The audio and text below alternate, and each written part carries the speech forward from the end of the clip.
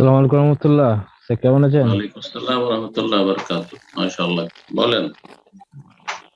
জি, আমি জি। রিয়াদ থেকে বলছি, বাড়ি ইন্ডিয়ায়। আচ্ছা, বলেন। জি, আমাদের তো ইন্ডিয়ায় ইসলামিক ব্যাংক নাই সে।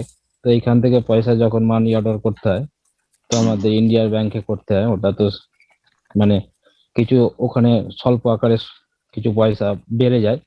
তো হুম, সেইগুলো হুম, আমাদের হিসাব থাকে না। তো সেইগুলো হুম, যদি আমরা আন্দাজে বিনা স্বভাবের আশায় যদি দিয়ে দিই, তো সেইটা হুম, হবে না। পুরো ওটা স্টেটমেন্ট বার করে পুরো হিসাব করে ওটা দিতে হবে। আর আমাদের দেশে এখন ওই বিভিন্ন বীমার সহকারে যে হুম। সমাজে মহিলাদের করে যে ঋণ দিচ্ছে, তো এগুলো জর্জরিত হয়েছে সমাজ। এ সম্বন্ধে বলবেন, জাযাকুমুল্লাহ খাইর।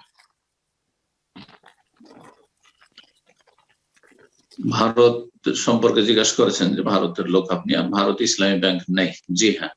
তো যেখানে ইসলামী ব্যাংক নেই, ছাড়াও পশ্চিমা দেশে যে কোনো দেশে ইসলামী ব্যাংকের অভাব। মুসলিম দেশগুলিতে সুদী ব্যাংকে ভরা, ইল্লা মান রাহিমাল্লাহ, খুব কম। তো যাই হোক, তো সুদী ব্যাংকের সাথে শখ করে কারবার করা জায়েজ নয়। সুদী ব্যাংকের সাথে বা সুদী প্রতিষ্ঠানের সাথে সুদী কারবার ব্যক্তির সাথে হোক, প্রতিষ্ঠানের সাথে হোক, জায়েজ নয়। একেবারে যখন নিরুপায়, যতটা নিরুপায় ততটাতে ক্ষান্ত থাকবেন, অর্থাৎ এখান থেকে টাকা পাঠাইতে হবে, টাকা পাঠানোর জন্য ইউজ করবেন সেই সুদী ব্যাংকগুলোকে। আর যখন টাকা পাঠিয়ে নিয়ে যদি ওখান থেকে তাড়াতাড়ি উঠিয়ে কাজে লাগিয়ে দিতে পারে, সবচেয়ে ভালো। ইচ্ছায়, স্বেচ্ছায় বা শখ করে সেই সব ব্যাংকে টাকা ফেলে রাখবেন না।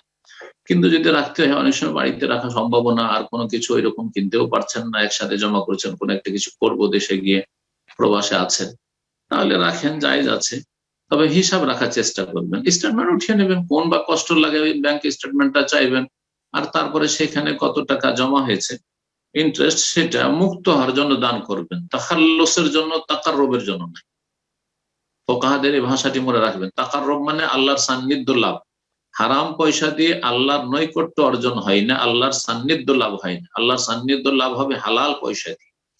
সুদের পয়সা দিয়ে আল্লাহর নৈকট্য অর্জন হবে না, এটা তাকাররুব হবে না। কি হবে? তাখাল্লুস, মুক্তি লাভের উদ্দেশ্যে, যে আল্লাহ তুমি আমাকে মুক্তি দান করো, যাতে এই হারামে আমি না ফেসে যাই আর পাকড়াও না হয়। সেই জন্য যারা খুব বেশি অসহায়, দরিদ্র, চিকিৎসা করাতে পারছে না, শীত বস্ত্র নেই, বাড়িঘর নেই, দিয়ে দিবেন, মুসলিমকে দিবেন।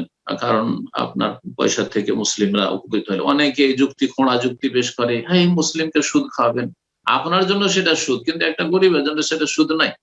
মালিকানা পরিবর্তন হয়ে গেলে হুকুম পরিবর্তন হয়ে যেতে পারে। রাসূলুল্লাহ সাল্লাল্লাহু আলাইহি ওয়াসাল্লামের জন্য সাদকা, যাকাত হারাম ছিল, কিন্তু বারিরা দাসীর কাছে যখন সাদাকা থেকে কোনো কিছু এসেছিল, সেখান থেকে নবী সাল্লাল্লাহু আলাইহি সাল্লাম যখন বললেন যে আমাকে খাওয়াও, তখন বললেন যে ওটা তো মা আয়েশা রাদিয়াল্লাহু আনহা বললেন, আয়েশা যেহেতু দাসী ছিলেন, তুসুদ্দিকা আলা বারিরা, ওটা তো সাদাকা, বারিরাকে সাদকা করা হয়েছে। তখন নবী আয়েশাকে বলেছেন যে অসুবিধা না, আমাদের খাওয়াল, লাকে সাদাকাতুন ওয়ালানা হাদিয়া, তোমার জন্য সাদকা, বারিরা তোমার জন্য সাদকা, কিন্তু আমার জন্য হাদিয়া।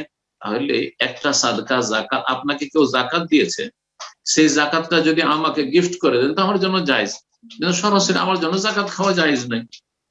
আশা করি বুঝতে পেরেছেন। তো ঠিক ওই রকমই আহ আপনার জন্য সুদ, সেটা হারাম, কিন্তু একজন অসহায় গরিব, তাকে দেবেন আপনি মুক্ত হওয়ার জন্য, দেবেন। মুসলিমদেরকে, মুসলিম বেশি হক রাখে। অনেকে আমাদের দেশে ভুল ফতোয়া দেয় যে রাস্তাঘাট তৈরি করে দিবেন, আরে বাথরুম তৈরি, বাথরুমের চাইতে বেশি মানুষের পেট বেশি মুখাপেক্ষী। মুসলিমরা খেতে পায় না, আর বাথরুম তৈরি করবেন রাস্তাঘাটে আপনি, আর রাস্তাঘাট ভরবেন আপনি। হ্যাঁ, না না, মোটেই না। ওমর রাদিয়াল্লাহু তাআলা বলেছেন যে বতুনুল মুসলিমিন আহাক্কু, মুসলিমদের পেট বেশি হক রাখে, অর্থাৎ ক্ষুধার্ত ব্যক্তি বেশি অধিকার রাখে। জি, মসজিদ তৈরি করার চাইতে বেশি সওয়াবের কাজ, হ্যাঁ, মানুষের পেটে অন্ন দেওয়া। খেতে পাচ্ছে না মানুষ, আর পাকা মসজিদ তৈরি, কাঁচা মসজিদে সালাত আদায় করেন, আর মানুষকে খেতে দেন, অনাহারে মানুষ মরে যাচ্ছে। আশা করি বিষয়টি বুঝতে পারছেন। তো আর এই ক্ষেত্রে মুসলিম ভাই বোনেরা বেশি হক রাখে, সেটা সাদকা দিয়ে হোক, সাহায্য করে হোক, অথবা মুক্ত হওয়ার জন্য সুদের টাকা দিয়ে হোক, কোনো অসুবিধা নেই ইনশাআল্লাহ। ওইভাবে করবেন। এইরকমই যে কোনো হারামের টাকা যদি থাকে, সেগুলি মুক্ত হওয়ার জন্য, সেটা বীমার টাকা হোক অথবা, কিন্তু শখ করে বীমা করবেন না। জীবন বীমা জায়েজ নয়, বা শখ করে বীমা করা জায়েজ নয়। যেখানে নিরুপায় হচ্ছেন সেখানে বীমা করবেন। জি।